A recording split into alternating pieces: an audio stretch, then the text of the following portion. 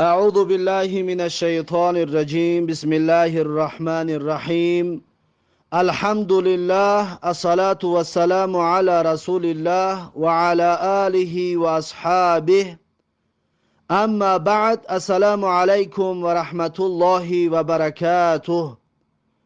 امام نووی رحمه الله در کتاب ریاض الصالحینش، در کتاب باغ نکوکارانش میگوید باب الصدقی، یعنی چهارمین باب در کتاب ریاض الصالحین بابی صدق می باشد، یعنی صدق و راستی و راست قولی. پس امام نووی رحمه الله در زیر این باب 3 آیت و چند از حدیث ها را برای ما و شما تقدیم و پیشنهاد می گرداند. امام نووی رحمه الله می گوید قال الله تعالی، الله سبحانه و تعالی در سوره توبه آیت 119 می گوید یا ایها الذین آمنوا اتقوا الله و کونوا مع الصادقین. الله سبحانه و تعالی می گوید ای آن کسانی که ایمان آوردید، از الله بترسید و باشید شما همراه صادق ها، یعنی که همراه راستگویان باشید، همراه کسانی باشید که آنها صدق و راستگویی را به خود جلب کردند و برای خود لازم دانستند. صدق یعنی چی؟ صدق یعنی که راستی یا یک خبری واقعی را بیان کردن، این را میگویند صدق و راستی. پس این صدق و راستی می شود که در سخنان باشد، یک انسان صادق است، راستگو است در سخنهایش، سخنش راست است. و همچنین صدق و راستی در افعال هم می باشد، در فعل انسان. صدق و راستی در فعل انسان هم می باشد. یک انسان یک کاری را می کند که در قلبش اون چیز نیست اما در ظاهر می کند، پس این انسان در فعلش صدق وجود ندارد. یعنی انسان یک کاری را انجام میتید که در قلبش اون نیست. به مانند منافقان، وقتی که اهل ایمان رو میبینن، اهل توحید رو میبینن، چنان نمازخوانی میکنن، چنان ذکر و یاد الله را میکنن که در قلب اونها این چیزها وجود ندارد. پس اون منافق در فعلش، در رفتارش صدق ندارد. یا انسانی که بدعت گذار است، انسان بدعتکار، گویا که اون انسان بدعتکار گویا که پیرو رسول الله صلی الله علیه و سلم است، اما در قلبش میداند که این دروغ است. این بدعت هایی که انجام میدهد، این بدعت ها را رسول الله صلی الله علیه و سلم انجام دادگی نیست. پس این فعلی که انجام داد یعنی این دروغ است. پس این انسان در رفتارش، انسان بدعتکار در رفتارش صدق ندارد. پس صدق میشیده است در گفتار و میشیده است در افعال و رفتار. پس امام نووی رحمه الله اولین آیتی که آورد سوره توبه آیت 119 یا ایها الذین آمنوا اتقوا الله و کونوا مع الصادقین، یعنی ای آن کسانی که ایمان آوردید از الله بترسید و همراه صادقین باشید. یعنی این سوره، این آیت را ما و شما در درس‌های گذشته گرفته بودیم در زیر حدیث 21، درازترین حدیثی کتاب ریاض الصالحین، در همون قصه اون 3 نفری که در جنگ تبوک، در غزوه تبوک خفا ماندن، اشتراک نکردن به عذر. وقتی که رسول الله صلی الله علیه و سلم آمد در نزد رسول الله، اونها راست گفتن که به عذر ترک جهاد کردگی بودن. پس این آیت انا همون آیت است که ما و شما در حدیث 21 و اون قصه را با تفصیل ما و شما خوانده بودیم که کعب ابن مالک با اون 2 رفیقش، با اون 2 همراهش که از جهاد قفا ماندن و چی سرزنش کشیدن و چی عذابهای را دیدن و در آخر الله سبحانه و تعالی به سبب راستگوییشان، به سبب صادق بودنشان، الله سبحانه و تعالی اونها را بخشید و الله سبحانه و تعالی اونها را از جمله بهترین شخصیت ها بیان کرد که تا امروز هر کسی که قرآن میخواند در سوره توبه آیت 119 قصه اون بزرگواران را خواهد خواند. پس این آیت همونی هست که کعب ابن مالک رحمه الله در اون حالت افتاده بود، یعنی راست گفت، الله سبحانه و تعالی چه بزرگی را براش نصیب گردانید. پس کسانی که راستگو هستند در قول و در فعلهایشان در آخر سربلند خواهند گشت. این بود اولین آیت در زیر باب صدق. اکنون امام نووی رحمه الله آیت دوم را می آورد، میگد و قال تعالی، الله سبحانه و تعالی گفته است در سوره احزاب آیت 35. الله سبحانه و تعالی میگه در سوره احزاب آیت 35 میگوید که والصادقین والصادقات، یعنی که مردان و زنانی که راستگو هستند، مردان و زنانی که راستگو هستند. یعنی یک قسمی از آیت را آورد. در اون آیت سوره احزاب آیت 35 الله سبحانه و تعالی میگوید که ان المسلمین والمسلمات، هر آینه مسلمان مرد و زن، والمؤمنین والمؤمنات، مؤمن مرد و مؤمن زن، والقانتین والقانتات، یعنی که فرمان بردار مرد و فرمان بردار زن، و صادقین و صادقات، راستگو مردان و راستگو زنها، و صابرین و صابرات، صبر کنندگان مردها و صبر کنندگان زنها، والخاشعین والخاشعات، فروتنداران مردها و اون زنهایی که فروتن هستند، خاشع و خشوع دارن، والمتصدقین والمتصدقات، یعنی صدقه دهندگان مردان و صدقه دهندگان زنها، و صائمین و صائمات، روزگیران مرد و روزگیرهای زن، والحافظین فروجهم والحافظات، یعنی اون پاک دامنان مردان و اون پاک دامنان زنها، و الذاکرین الله کثیرا و الذاکرات، و یاد کنندگان الله، مردهایی که الله را بسیار یاد میکنند، و الذاکرات، زنهایی که الله را بسیار یاد میکند.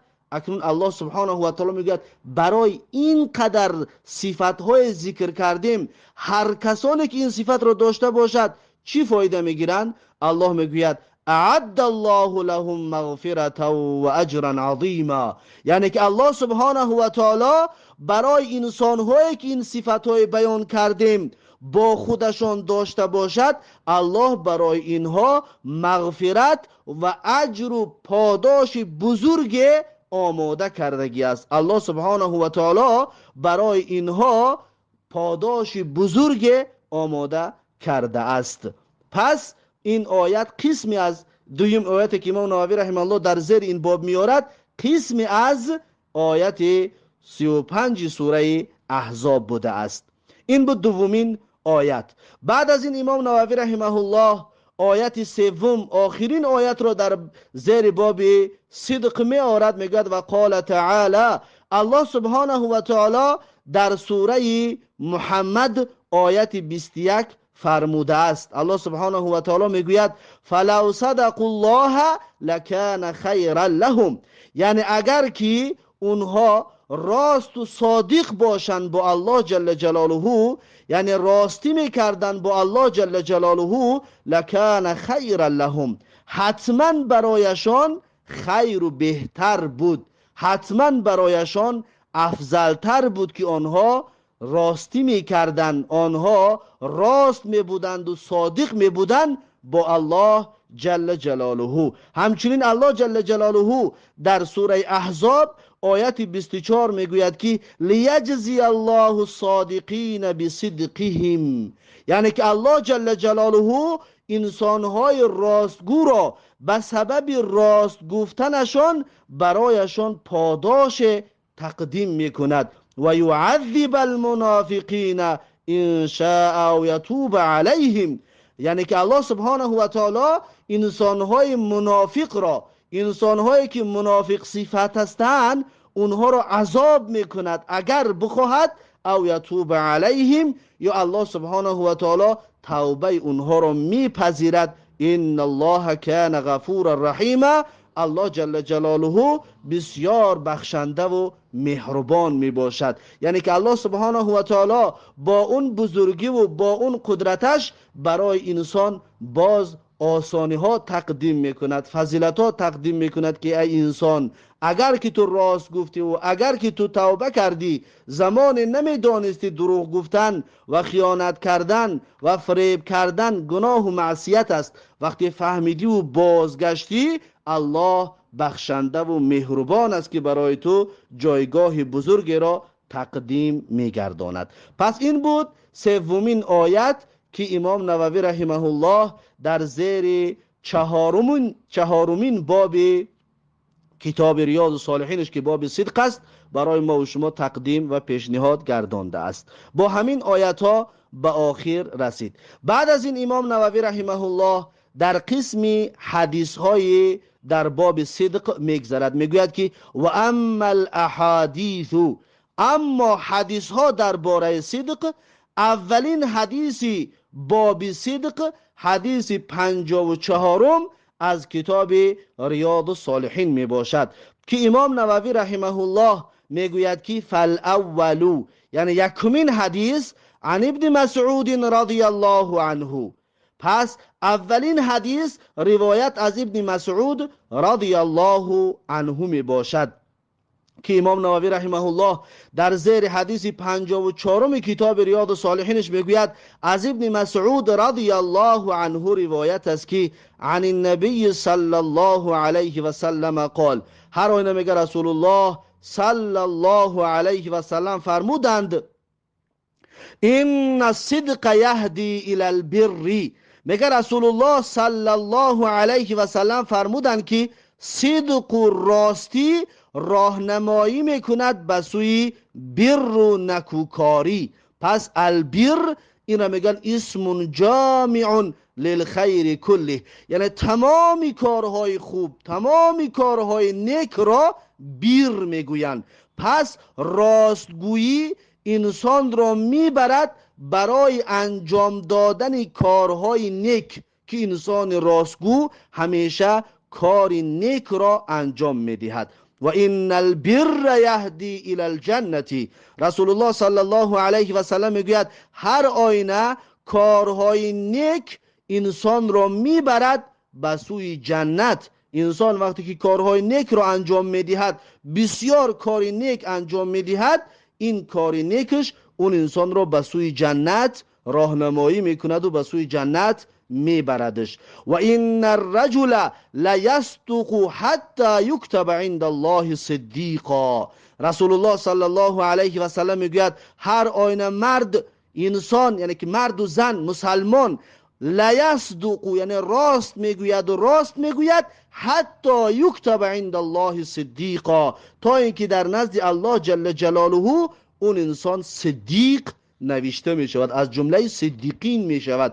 صدیقین یک درجه هست، یک مرتبه می باشد بعد از مرتبه پیغمبران، چطوری که الله سبحانه و تعالی در سوره نساء آیت 69 درجه ها را بیان میکند، میگوید که و من یطیع الله و الرسول، یعنی هر کسی که الله و پیغمبر را اطاعت میکند، فاولئک مع الذین، پس میگه اطاعت کنندگان الله و رسول همراهی کسانی هستند که انعم الله علیهم، الله جل جلاله برای اونها نعمت داده است. اونها کی هستند؟ من النبیین، درجه اول پیغمبران، و صدیقین درجه دوم صدیقها، و شهدائی و درجه سوم شهیدها، و صالحین و درجه چهارم صالحان می باشد. و حسن اولئک رفیقا، الله جل جلاله میگوید با اینها رفیق بودن چقدر نیکو است، اینها چقدر رفیقان نیکو هستند که انسان با یکی از این 4 طایفه رفیقی بکند و با اینها در جنت یک جا باشد. پس این آیت درجه را بیان کرد، بعد از درجه پیغمبری درجه صدیقین می باشد، حتی از درجه شهدا و صالحین بالاتر است.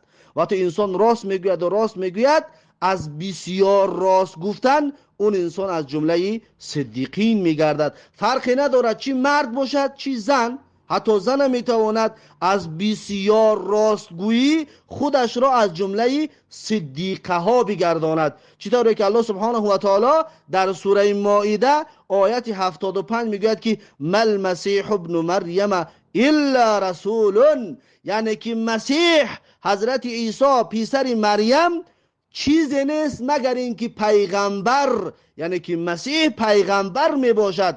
قد خلت من قبله الرسل، واقعا آمدند و رفتند پیش از عیسی علیه السلام پیغمبران. اکنون الله میگوید که و امه صدیقه، یعنی مادری عیسی علیه السلام مریم علیها السلام صدیقه می باشد. پس زن هم اگر بسیار راست بگوید، بسیار سعی و کوشش بکند، از جمله صدیقه ها می گشته. چطوری که حضرت مریم علیها السلام را الله میگوید که و امه صدیقه، مادر عیسی علیه السلام مریم علیها السلام از جمله صدیقه ها هست. پس رسول الله صلی الله علیه و سلم بیان کردند که راستگویی انسان را هم داخل جنت میکند، هم به درجه صدیقین میرساند. اکنون عکس این چی؟ عکس راستگویی. و این الکذب یهدی الی الفجوری، هر آینه میگد کذب و دروغ گفتن میبرد انسان را، راهنمایی میکند انسان را به سوی معصیت و گناه و نافرمانی و سرکشی ها انسان را میبرد. و این الفجور یهدی الی النار، و هر آینه معصیت و گناه و سرکشی یهدی الی النار، انسان را به سوی آتش جهنم میبرد، انسان را به سوی آتش دوزخ میبرد. و این الرجل لیکذب حتی یکتب عند الله کذابا، میگه هر آینه مرد دروغ میگوید و چنان دروغ میگوید که حتی یکتب عند الله کذابا، در نزد الله جل جلاله این انسان را کذاب شناخته می شود. در نزد الله جل جلاله حکم این انسان همچون یک انسان کذاب می باشد. کذاب کی هستند؟ کذاب این صفت کافران و فاجران است. الله سبحانه و تعالی در سوره عبسه میگه اولئک هم الکفرة الفجره، یعنی اون کافران هستند که کافر و فاجر هستند، اونها کافران و بدکاران و فاجر می باشند. یا الله سبحانه و تعالی در سوره مطففین بیان میکند که کلا ان کتاب الفجار لفی سجین، الله سبحانه و تعالی میگه کلا، نه هرگز، این کتاب الفجار لفی سجین، هر آینه نامه اعمال انسانهای بدکار در سجین می باشد. انسانی که بدکار است، انسانی که فجور دارد، انسانی که دروغگو است، نامه اعمالش در کجا است؟ در سجین هست. و ما ادراک ما سجین، از کجا میدانید شما که سجین چی است؟ آیا میدانید سجین چی است؟ کتاب مرقوم، سجین کتاب مرقوم می باشد، یعنی کتاب است که نوشته شدگی است، در اون انسانهای فاجر نامهایشان، عملها و رفتارهایشان، یعنی که دفتری هست که انسانهای بدکار، انسانهای بدبخت، انسانهای دروغگو را نامهاشان نوشته شدگی است. پس اون کتاب مرقوم است. اما سجین جای هست که انسانهای فاجر و بدبخت نامهاشان نوشته می باشد. بعد از این الله میگه ویل یومئذ للمکذبین، وای برای آن کسانی که دروغ شمار هستند و دروغگو هستند. الذین یکذبون بیوم الدین، آن کسانی که دروغ می شمارند روزی پاداش و روز قیامت را. پس ویل و آتش جهنم برای دروغگویان باد. یا الله سبحانه و تعالی در سوره انفطار هم میگوید و ان الفجار لفی جحیم، انسانهای فاجر، وقتی که انسان دروغ میگوید فاجر میشود، به فجور میرسد، الله میگوید ان الفجار لفی جحیم، یعنی انسانهای فاجر حتما در جحیم میباشند، حتما در دوزخ میباشند. پس دروغ گفتن ضررهای خیلی زیاد دارد. پس دروغ گفتن چی از قصد باشد، چی برای خنداندن دیگران باشد، و چی از هر طریقی برای دیگرها را شاد کردنم باشد، پس این عتاب براش دارد. مخصوص کسانی که دروغ میگویند برای خنداندن انسانها، چطوره که رسول الله صلی الله علیه وسلم در حدیثی که اون حدیث حسن است، امام ترمذی و ابو داوود و امام احمد در مسندش میآورد، میگوید ویل للذین یحدثون، یعنی ویل للذین یحدثون، یا که ویل للذی یحدث، یعنی ویل و آتش جهنم باد برای کسی که سخن میگوید، گپ میزند، فیکذبو، پس دروغ میگوید در سخن گفتنش. چرا دروغ میگوید؟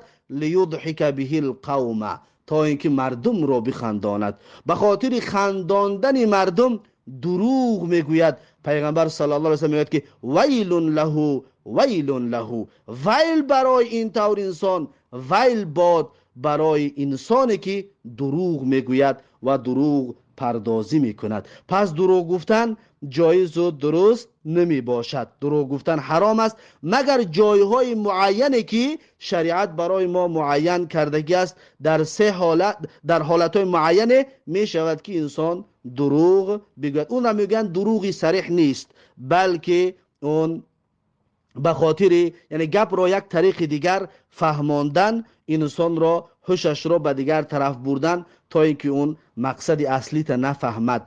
پس این را میگویند جایز است دروغ گفتن در حالتهای معینه. چطوری که میگن حضرت ابراهیم علیه السلام 3 بار دروغ گفتگی است.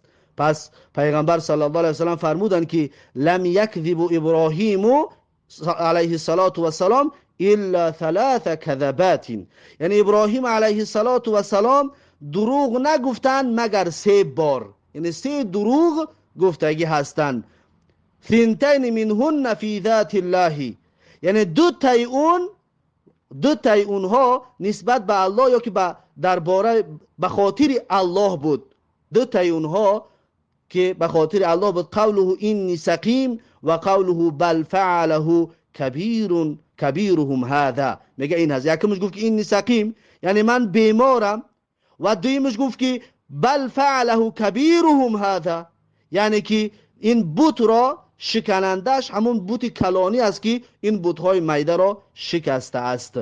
و در سیمش که و واحد فی شأن ساره، و یک تای دیگرش در شأن در باره حضرت ساره علیه السلام است که دروغش به خاطر نجات دادن ساره از پادشاه ستمگر و ظالم بود که ابراهیم علیه السلام علما میگن در اینجا دروغ نگفت بلکه توریه کرد. توریه کردن جایز و درست میباشد در حالتی که انسان بتواند درست توریه بکنه. حالتهای ضروری ده میشه توریه. اما بعضی علما میگن که دروغ گفتن در حالت جایز است، بعضی میگن نه، دروغ گفتن عموما جایز نیست بلکه توریه کردن جایز و درست میباشد در بعضی حالتها. در بعضی حالتها می شود که انسان توریه بکند.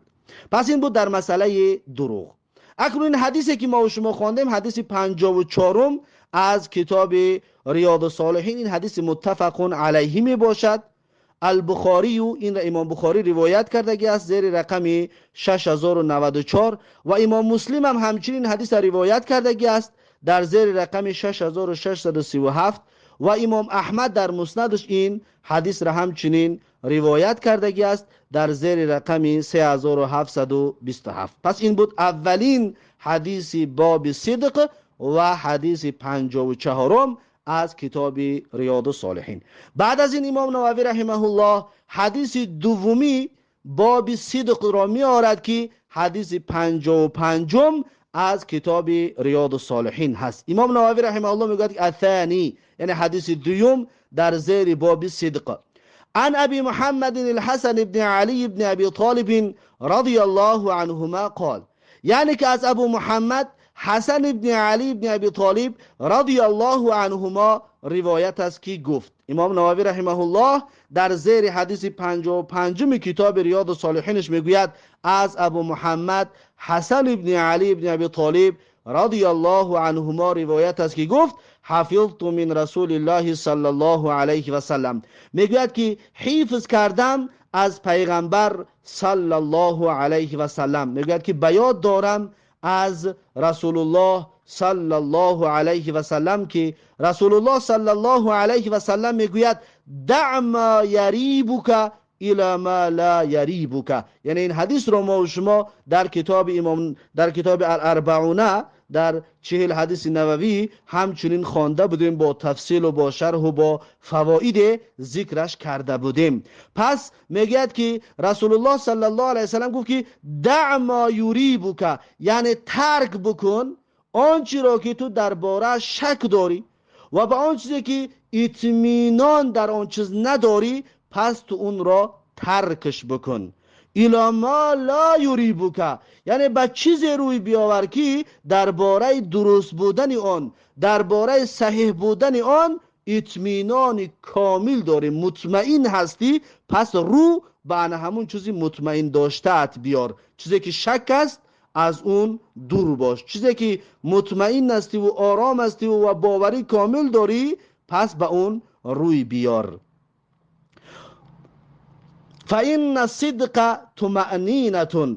پس میگه پیغمبر صلی الله علیه وسلم گفت که هر آینه صدق و راستی این آرامیش می باشد. انسان وقتی که صادق باشد، وقتی که انسان راستگو باشد، پس این انسانی هسته که در قلب این انسان اطمینان هست، این انسان در قلبش اطمینان دارد، یعنی که پروا از هیچ کس ندارد که سخنهای گفتهش را تحقیق میکنند یا درباره سخن این انسان چی میگوید، زیرا که این انسان راست را گفته است، این انسان صدق را گفته است. والکذب ریبتون. پیغمبر صلی الله علیه وسلم میگوید که دروغ گفتن این شک است، انسان شک دارد، یعنی که انسان آرامیش در قلبش ندارد. انسان وقتی که دروغ میگوید پس در قلبش آرامیش نیست که باز مردم رفته سخن من را تحقیق نکنن که در سخن من دروغی را پیدا بکنن. این انسان در دروغی گفتگیش ناآرام می باشد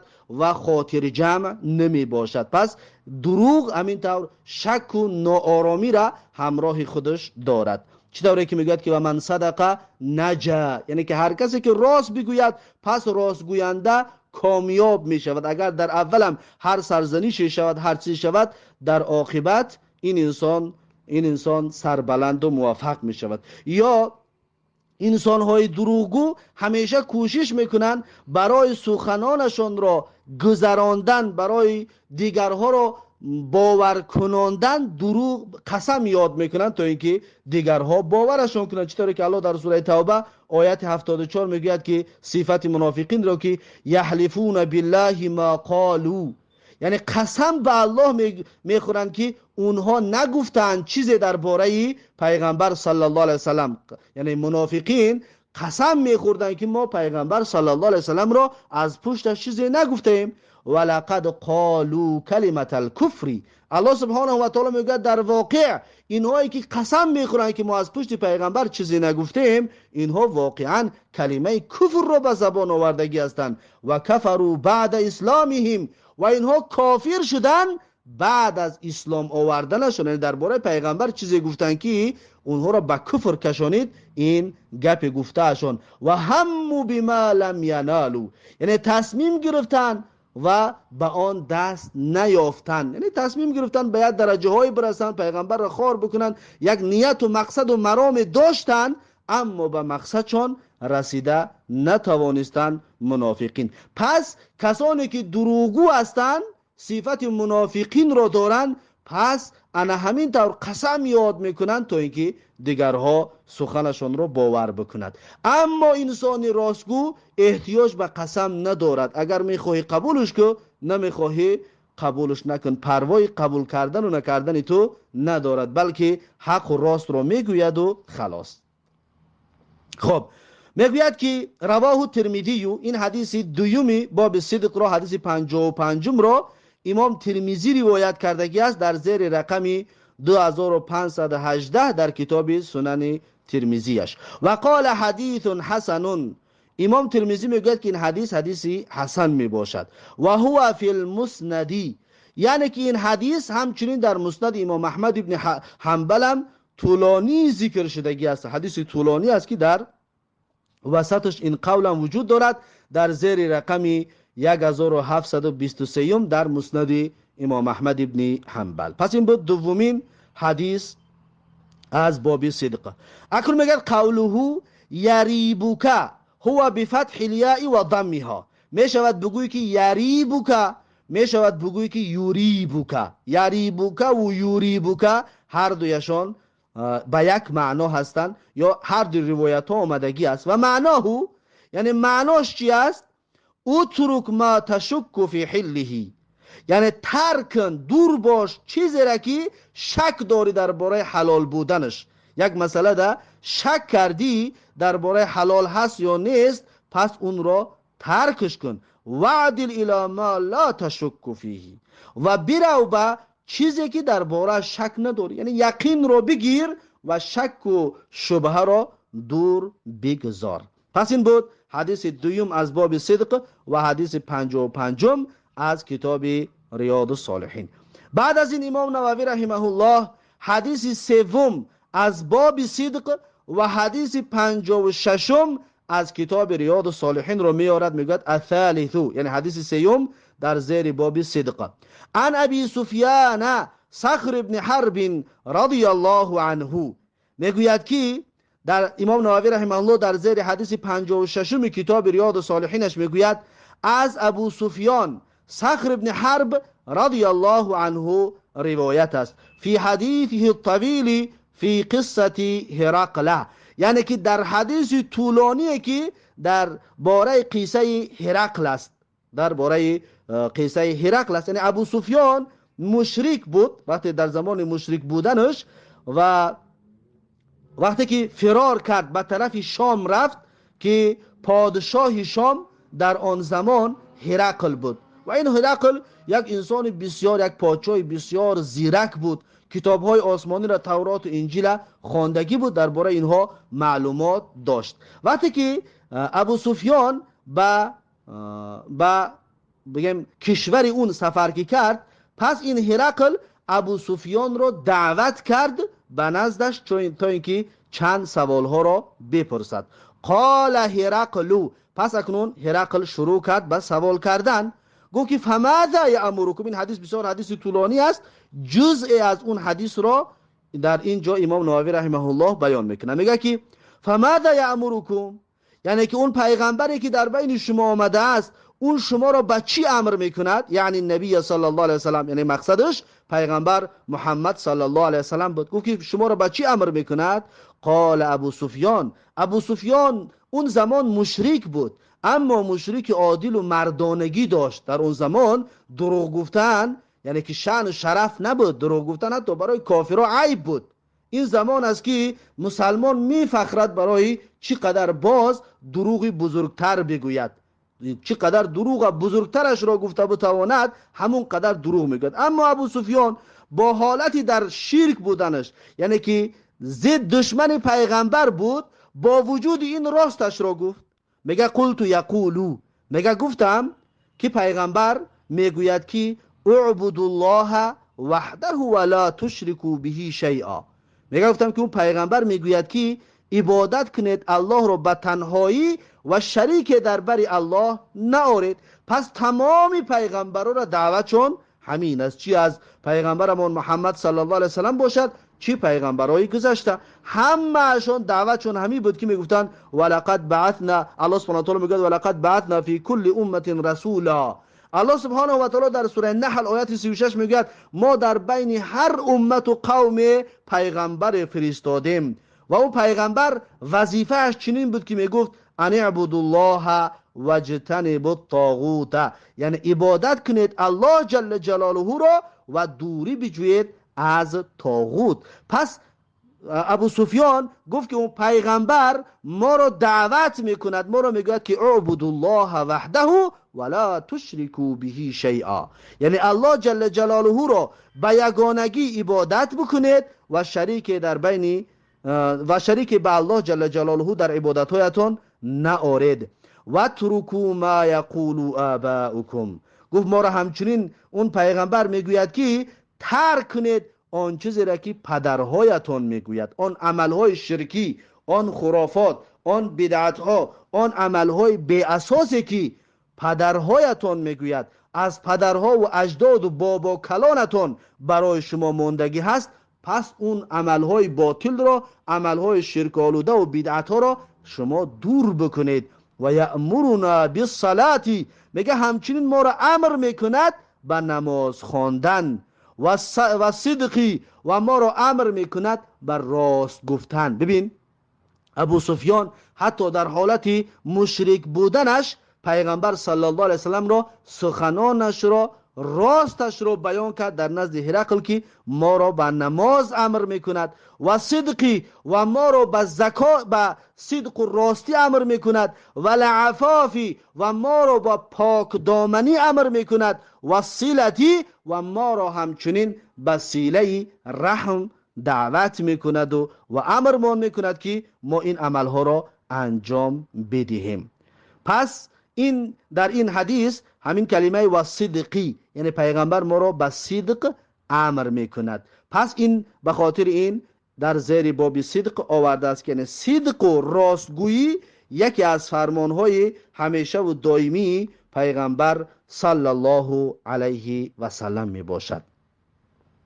پس صدق و راست گفتن به دو قسم علما تقسیمش میکنن، یعنی صدق و راستی نسبت به الله جل جلاله و صدق و راستی نسبت به بندگان الله جل جلاله. پس انسان باید در نسبت به الله هم همچنین صادق و راستگو باشد و همچنین نسبت به بندگان الله جل جلاله همچنین راستگو و صادق باید باشد. پس در اینجا آمد که و یأمرنا بالصلاة، یعنی ما را پیغمبر امر به نماز میکرد. پس نماز یکی از مسئله های مهمی دینی است، چطوری که پیغمبر صلی الله علیه و سلم میگه که العهد الذی بیننا و بینهم الصلاة، یعنی که عهدی که بین ما و بین کافران هست این نماز است. فمن ترکها فقد کفر، هر کسی که نماز نمیخواند پس اون انسان کافر می باشد. و در حدیث دیگر رسول الله میگوید که بین الرجل و بین الکفر و الشرک ترک الصلاة، یعنی بین مرد مسلمان و بین کفر و شرک این ترک نماز است. انسانی که نماز نمیخواند پس اون انسان کافر می باشد. علما درباره‌اش اختلاف کردند، اما قول راجح نسبت به انسان بی نماز همین است که اون انسان بی نماز دین ندارد. و همچنین میگه رسول الله صلی الله علیه و سلم را امر میکرد والعفافی، به پاک دامنی. الله سبحانه و تعالی زیرا که امر کرده است به پاک دامنی، الله سبحانه و تعالی میگه ولا تقربوا الزنا انه كان فاحشه و ساء سبیلا. الله در سوره اسراء آیت 32 میگه با زنا و با عملهای زشتی بین زن و مرد شما نزدیک نشوید. میگه به فحشا، به زنا نزدیک نشوید. انه كان فاحشه و ساء سبیلا، هر آینه زنا کردن این عمل بسیار زشت و عمل بسیار بد و ناپسندیده می باشد.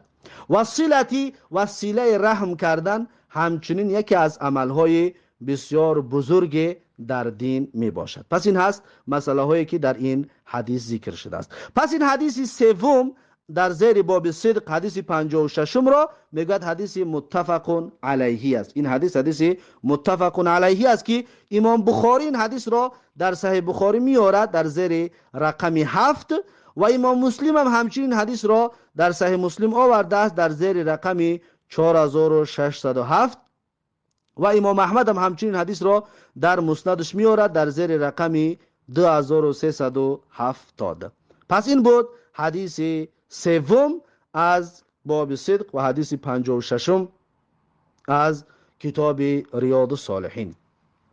اما در مسئله اسلام آوردن، مسلمان شدن ابو سفیان، بعضیا میگویند که یعنی که اسلام آوردنش در بین صلح حدیبیه و فتح مکه بود. در بین صلح حدیبیه و فتح مکه در همین زمان اسلام آوردگی هست، یعنی که تقریبا سال 6 تا 8 هجری. خب این بود حدیث 56 از کتاب ریاض الصالحین. بعد از این امام نووی رحمه الله حدیث 4 از باب صدق و حدیث 57 از کتاب ریاض الصالحین را می آورد، میگوید که الرابع، یعنی که حدیث چهارم. عن ابی ثابت، یعنی که امام نووی رحمه الله در زیر حدیث 57 در کتاب ریاض الصالحینش میگوید از ابو ثابت و قیل ابی سعید، و بعضی میگویند که ابو سعید، بعضی میگویند که ابو سعید، و قیل ابی الولید، بعضی میگویند ابو الولید، سهل ابن حنیف، از سهل ابن حنیف، و هو بدری، که این از اصحاب بدر بود. این انسان، این بزرگوار روایت کرده میگوید که ان النبی صلی الله علیه و سلم قال، هر آینه میگه پیغمبر صلی الله علیه و سلم فرمودن که من سأل الله تعالی الشهادة بصدق بلغه الله منازل الشهداء و این مات علی فراشه.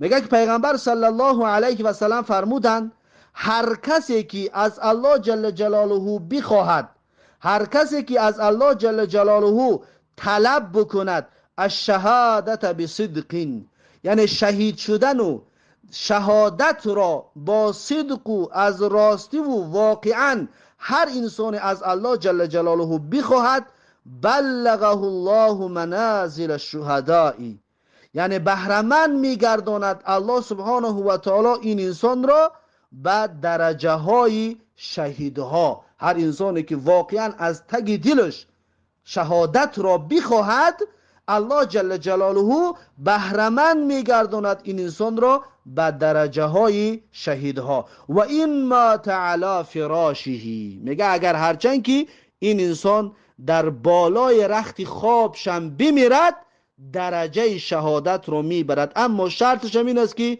این خواستن شهادتش به صدق باشد، یعنی از روی راستی باشد، واقعی قلبش این چیز را بخواهد، نه به خاطر فریب دادن دیگران و نه به خاطر در ظاهرش این سخن را بگوید، نه، واقعا اگر که بخواهد الله جل جلاله این انسان را به درجه های شهیدها میرسانده است. این بود حدیث 57 که میگه که رواه مسلمون، این حدیث را امام مسلم رحمه الله روایت کرده است در صحیح مسلم زیر رقم 4930. بعد از این امام نووی رحمه الله حدیث پنجم از باب صدق و حدیث 58 از کتاب ریاض الصالحین رو می آورد، میگوید که الخامس، یعنی حدیث پنجم از باب صدق.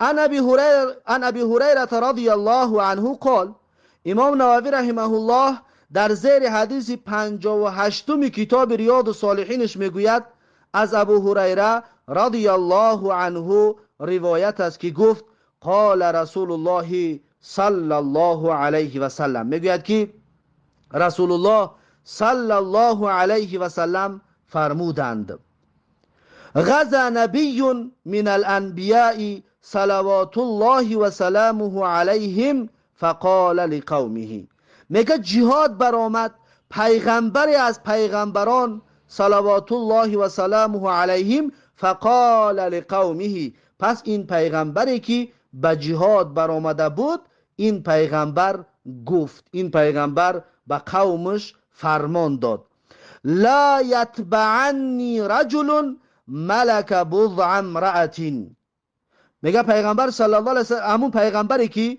به جهاد برآمد برای قومش گفت که لا یتبعنی، نباید گفت از پشت من بیاید رجل، مردی که ملک بضع امرأة، یعنی نکاح کردگی است زن را، یعنی هر مردی که زن را نکاح کردگی هست و هو یرید ان یبنی بها، و اون مرد میخواهد که هم بیستر شود با اون زنی که نو نکاحش کردگی است، ولما یبنی بها، و هنوز با اون زن نو گرفتهش هم خوابگی نکرده است. پس میگه این پیغمبر گفت کسی که نو نکاح کرده است و حال زنش به خانهش نآورده است، در این جهاد گفت همراه من همراه نشود، همراه من نآید. و این یکم. و دوم ولا احد بنا بیوتا لم یرفع سقوفها، گفت و همچنین از همراه من نباید بیاید مرد شخصی که بنا بیوتن خانه ساخته است و لم یرفع سقوفها هنوزم سقف خانه اش را نبرداشته است، خانه اش را حال کامل نکرده است برای زندگی کردن. پس گفت این مردم همراه من در این جهاد نآید، زیرا که خانه اش را پره بکند. اون مرد که زن گرفتگی است اون زنش بیارد زندگیش دوام بتید. ولا احد اشترى غنما و گفت همچنین همراه من نیاید کسی که اشترا غنما نو گفت گوسفندان خریده است، غنم گوسفند و بوزی خریده است، گوسفند و بوزی که در شکمشان بچه هست. او خلیفاتین یا گفت شترانی باردار خریدگی است، شترهایی در شکمش بچه دار خریدگی است. و هو ینتظر اولادها و این انسان این مال و این شتر را خریده است انتظاری بچه کردن آن مالهایش می باشد. گفت این انسان هم همراه ما نآید. پس این سه طایفه مردم را گفت که همراه ما نیاید. چرا این گپ را گفت؟ زیرا که این سه نفر مشغول به خودشان هست. این سه نفر مشغول به خودش است. انسان نو زن گرفته است، سال زنش به خانهش نیاورده است، فکر و خیالش به اون زنش است. و انسانی که خانه ساخته ایستاده است، حالا خانهش بود نکرده است، فکر و خیالش به خانه اش است. و انسانی که گوسفند و مال حامله دار را خریدگی است، در شکمشون بچه است، انتظاری بچه های اونها به دنیا آمدن است. یعنی انتظاری همون چیزهایی که حالتی ده که قرار دارد انتظاری همونها است. الله سبحانه و تعالی در سوره شرح چی میگه؟ فاذا فرغت فانصب و هنگامی که فارغ شدی، هنگامی که از همه کارها فارغ شدی، فانصب پس تو کوشش بکن و عبادتت رو شروع بکن. پس این همچنین دلیل است که انسان تمامی چیزهایی که بگه مشغولیت‌های دارد اونها رو یک جانب بگذارد و بعد بیاید به جانب چه؟ عبادت. پس این پیغمبر میگه همین کار را کرد، گفت همین سه طایفه مردم همراه ما نیاید. میگه فغزا، پس این مرد این پیغمبر با قومش غزوه و جهاد شروع کردن، جهاد کردن. فدنا من القریتی، پس نزدیک شدن به قشلاق، به دهه‌ای که صلات العصر او قریبا من ذلك، یعنی وقتی نماز عصر بود به قشلاق نزدیک شدن، او قریبا من ذلك یا نزدیکی های نماز عصر بود، یعنی که روز به بیگاه شوی بود که به دهه به قشلاق نزدیک شد. فقال للشمسی، پس میگه این مرد آفتاب را گفت. این پیغمبری پیشین میگه وقتی روز بیگاه شده ایستاده بود، پس میگه آفتاب را گفت که اینکی مأمورتون و انا مأمورون. این پیغمبر میگه ای آفتاب، تو امر شدگی هستی و من هم همچنین امر شدگی هستم. تو امر شدگی هستی که باید در گردش باشی از جانب الله جل جلاله، میگن امر کونی، و من هم گفت امر شدگی هستم و جهاد کردن که این امری شرعی می باشد. من امر شدگی هستم به این، هر دویمان مأمور هستیم. ای آفتاب گفت اللهم احبسها علینا. پس میگه این پیغمبر دعا کرد، گفت که ای الله جل جلاله باز دار، گفت این آفتاب رو بر بالای ما، یعنی که بیگاه نشود، بیگاه نشیده ما این قریه را فتح کرده بگیریم.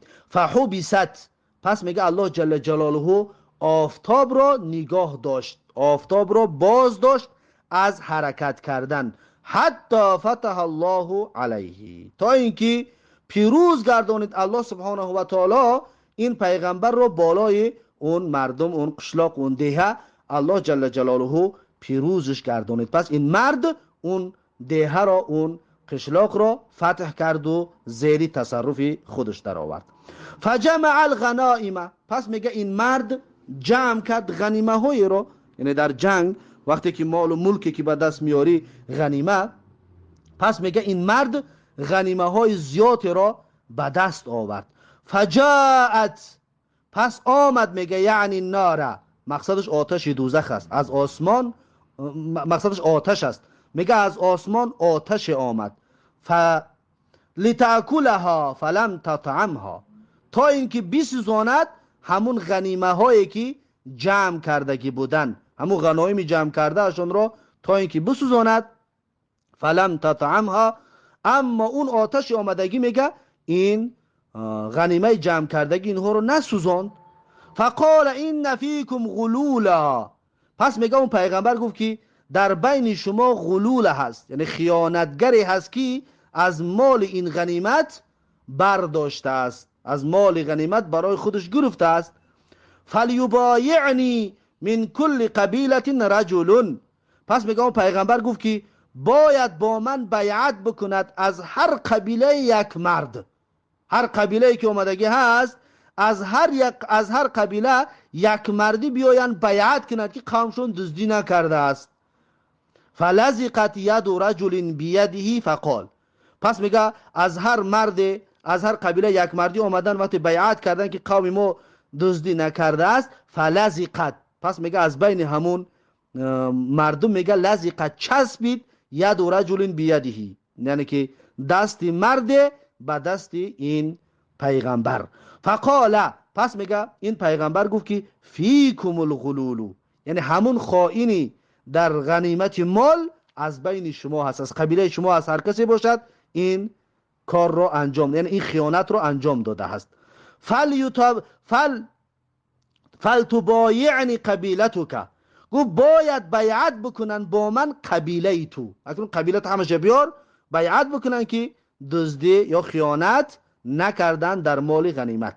فلزقت ید رجلین او ثلاثه بیده، پس میگه وقتی قومش آورد از بین قومش میگه دست 2 نفر یا 3 نفر به دست این پیغمبر میگه چسبید. فقال، پس میگه اون پیغمبر گفت که فیکم الغلول، یعنی که همون خیانتکاری غنیمت در بین شما میباشد. پس همین 2-3 نفره که دستاتون چسبید کدامی از شما این خیانت را انجام دادید. فجاءوا برأس مثل رأس بقرة من الذهب، پس میگه آوردن اینها سیپر را، یعنی آوردن اون سرکشک‌های جنگی که در سر میکشی در حالت جنگ، پس میگه اون را آوردن مثل رأس بقرة من الذهب، به اندازه سر یک گاو میگه طلا بود، همین اندازه طلا از اون قریه به دست آوردگی بودن. میگه انا همون رو آوردن، همون طلا را فوضعها، پس میگه بردن در بین مالهای غنیمت ماندن. فجاءت النار فاکلتها، پس میگه آتش آمد و این غنیمت جمع کردگی رو سوزان. فلم تحل الغنائم لاحد قبلنا، اکنون پیغمبر صلی الله علیه و سلم میگوید که امتهای پیشین از ما بودن غنیمت برای اونها حلال نبود. برای اونها وقتی که جنگ میکردن غنیمتی به دست می آوردن برایشان غنیمت حلال نبود. یعنی غنیمت رو چیکار میکردن؟ غنیمت رو بعد از گرفتن همشون در یک جا جمع میکردن، از آسمان آتش می آمد این غنیمت رو همش می سوزاند. یعنی که پس آتش اگر می آمد دلالت میکرد که در اینجا خیانت نشده است، هیچ چیز نشده است، صادقانه است. اگر که نمی آمد آتش پس دلالت میکرد که در اینجا چی خیانتی شده است. پس همین پیغمبر وقتی که همه را جمع کرد آتش آمد و نسوزانید و آتش این غنیمتی جمع کرده شونه نسوزانید، فهمید که در اینجا خیانت در مال غنیمت شده است. وقتی طلب کرد الله سبحانه و تعالی بگم در دل اون انسان‌هایی که این خیانت رو کرده بودن، بعد از دریافت کردن این مرد اونها بازگرداندن مال خیانت کرده شون رو، پس غنیمت ها سوختن، یعنی که حق نداشتن که اون غنیمت رو در خودشون استفاده ببرن. پس پیغمبر صلی الله علیه و سلم میگه فلم تحل الغنائم لاحد قبلنا، یعنی حلال نبود غنیمت برای کسی که پیش از ما بودن. برای امتهای پیشین غنیمت گرفتن، از جنگ که غنیمت میگرفتن اون را برایشون استفاده بردن حلال نبود. میگه ثم احل الله لنا الغنائم لما راى ضعفنا وعجزنا فاحلها لنا، پس میگه حلال گردانید الله سبحانه و تعالی غنیمت را برای ما وقتی که دید ضعیفی و ناتوانی و عجز ما را، فاحلها لنا، پس میگه برای ما حلال گردانیدش. الله سبحانه و تعالی میگه برای ما حلال گردانید مال غنیمت را. در حدیث رسول الله صلی الله علیه و سلم میگوید که اون حدیث را امام بخاری و مسلم همچنین روایت میکند، میگوید که اعطیت خمسا، رسول الله صلی الله علیه و سلم میگوید که الله جل جلاله برای من 5 چیز دادگی است که لم یعطهن احد قبلی، یعنی دادن نشده بود به کسی پیش از من اون 5 چیز. پس رسول الله صلی الله علیه و سلم این 5 چیز رو بیان کرد. یکی از اونها گفت و احلت لی المغانم ولم تحل لاحد قبلی، یعنی حلال گردانده شد برای من غنیمت و پیش از من پیغمبرای دیگر و قومای دیگر براشون غنیمت حلال نبود، براشون غنیمت گرفتن حلال نبود. پس میگه الله سبحانه و تعالی برای من و امتی من غنیمت گرفتن را، استفاده بردن را حلال گردانید. این حدیث رو میگه حدیث متفق علیه است، یعنی حدیث 58 از کتاب ریاض الصالحین حدیث متفق علیه می باشد. امام بخاری این حدیث رو روایت کرده است در زیر رقم 3124 و همچنین امام مسلم هم این حدیث رو روایت کرده است در زیر رقم 4555 و امام احمد هم همچنین حدیث رو در مسندش می آورد در زیر رقم 8238. پس این حدیث یک دلیل قوی است که هیچ کسی به جز الله غیب رو نمیداند. اگر غیب رو میدانستند از شخصیت ها، پس باید پیغمبر رو میدانستند. ببین که این پیغمبر وقتی که اون آتش آمد و غنیمت های جمع کرده را نسوزانید، پس این پیغمبر غیب رو که نمیدانست، پس ندانست که کی گرفته است از بین این قوم، یعنی کی خیانت کردگی است. پس این دلیل قوی است که حتی پیغمبران الهی غیب رو نمیدانستند و نمیدانند، حالی دیگر غیر پیغمبرها را مان برود، زیرا که الله میگوید که عالم الغیب فلا یظهر علی غیبه احدا. الله سبحانه و تعالی داننده غیب است، پس غیبش را برای کسی آشکار نمی کند الا من ارتضی من رسول، مگر کسانی را که الله خودش راضی شود از بین پیغمبرانش که برای اونها وحی یا به یک طریق اون غیب را برساند. اما خود پیغمبر یگان پیغمبر غیب را نمیدانست مگر اینکه الله سبحانه و تعالی به یک طریق برای اون برساند. و در اینجا یک معجزه بزرگی دیگر همچنین منع شدن آفتاب است. چطوری که پیغمبر ما و شما محمد رسول الله صلی الله علیه وسلم ماهتاب را 2 پاره کرده بود، با اشاره کردن یکی از معجزه های پیغمبر صلی الله علیه وسلم که ماهتاب 2 پاره شد، پس معجزه و بزرگی و دعای این پیغمبر همچنین آفتاب در جای خودش قرار گرفت. پس خالق آفتاب و خالق ماهتاب قدرت و توانایی دارد که کار را بیرون از طاقت و بیرون از فکر انسانیت انجام بده که ماه 2 پاره شود. چطوری که ما شما میدونیم وقتی که مشرکان طلب کردن از پیغمبر صلی الله علیه وسلم ماه را اشاره کرد، از بین 2 پاره شد، قسمش بالای کوه مروه و قسمش بالای کوه صفا شد. و باز هم اون مشرکانی که الله سبحانه و تعالی هدایتشون را نخواسته بود، اونها باز هم گمراهی کردن، گفتن که ما را سحر و جادو کرده است، و الله سبحانه و تعالی برای این پیغمبر چی داد؟ این معجزه را داد که با سبب دعای کردگیش آفتاب قرار گرفت، حرکت نکرد، این یک قشلاق را ضبط کرد و فتح کرد و گرفت. بعد از اون ماه، اون آفتاب در حرکت در آمد. خب این بود حدیث 58 از کتاب ریاض الصالحین. بعد از این امام نووی رحمه الله میگه که الخلیفات، یعنی کلمه خلیفات را بیان میکنند، میگه بفتح الخاء المعجمتی، یعنی که حرف خا را میگه فتحه بوده و کسر اللامی، حرف لام را کسره که خلیفات. میگه جمع خلیفتین، خلیفات جمع خلیفه است. خلیفه چی است؟ و هی الناقة الحامل، شتری باردار را، شتری حامل شده را میگوین چی؟ میگوین خلیفه. خلیفه شتر را میگوین که در شکمش بچهش میباشد. پس این معنای کلمه خلیفات. بعد از این امام نووی رحمه الله آخرین حدیثی بابی صبر را، حدیث 6 که آخرین حدیث باب صبر است، این را میارد که حدیث 59 از کتاب ریاض الصالحین می باشد. میگوید که السادسو، یعنی حدیث ششم در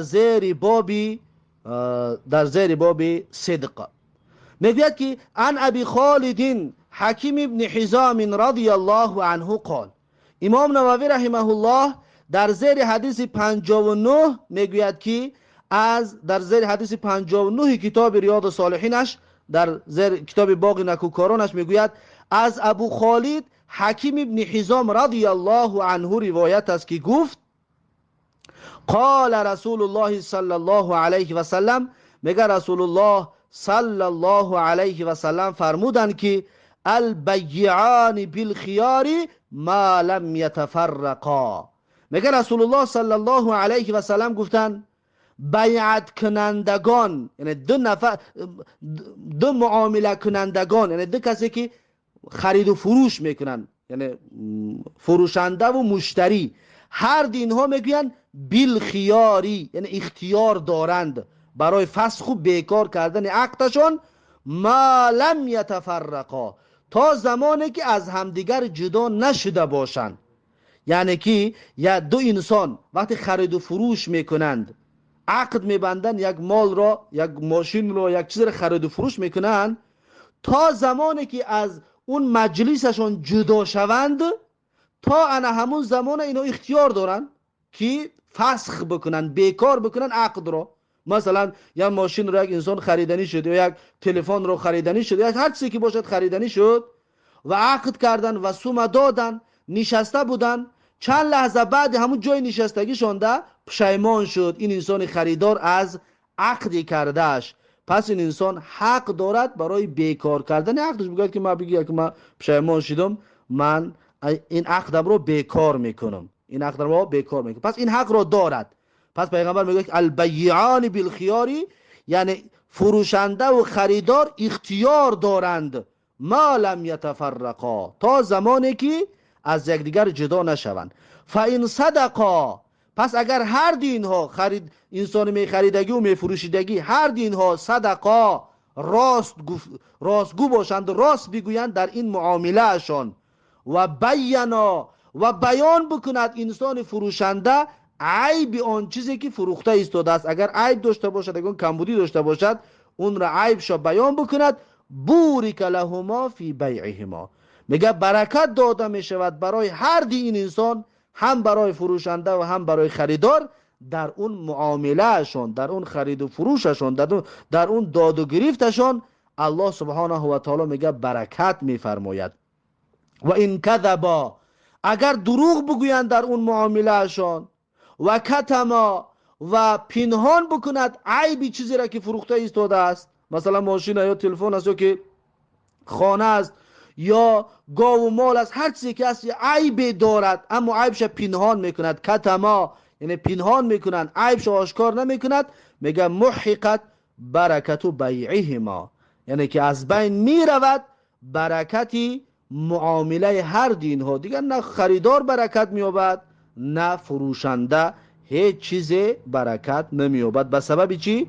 به سبب کذب و دروغ و پنهان کردن عیبی که میدانست، عیبی را که میدانست پنهان کرد، پس این انسان دیگر برکت نمییابد در اون خرید و فروشش. پس این بود حدیث 56 که حدیث ششم و آخرین حدیث باب صدق و حدیث 59 از کتاب ریاض الصالحین که این حدیث متفق علیه است.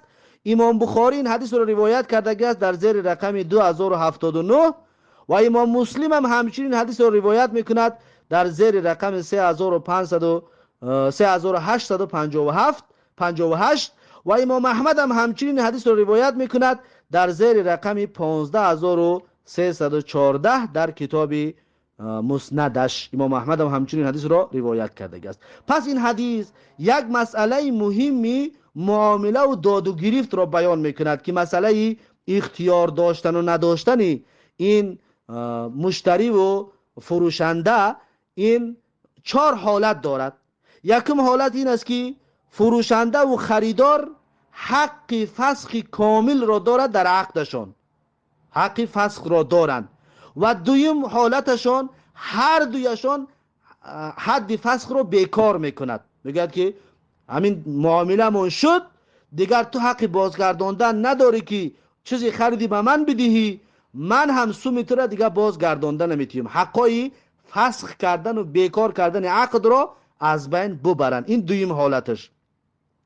و سیوم حالتش این است که مشتری شرط میگذارد بالای اون فروشنده، یعنی که عقد میگه تو دیگه بیکار کردن نمیتوانی، حق رو از اون میگیرد با راضی طرفین، دو طرف راضی خاطر اون بگیم حقی فسخ کردن رو از دست میدهد. یا عکسش میکنن، اون فروشنده مشتری را میگوید که من میفروشم اما تو دیگر حقی فسخ کردن نداری. اگر این حالت ها باشد دیگر فسخ و بیکار کردن نمیتوانند.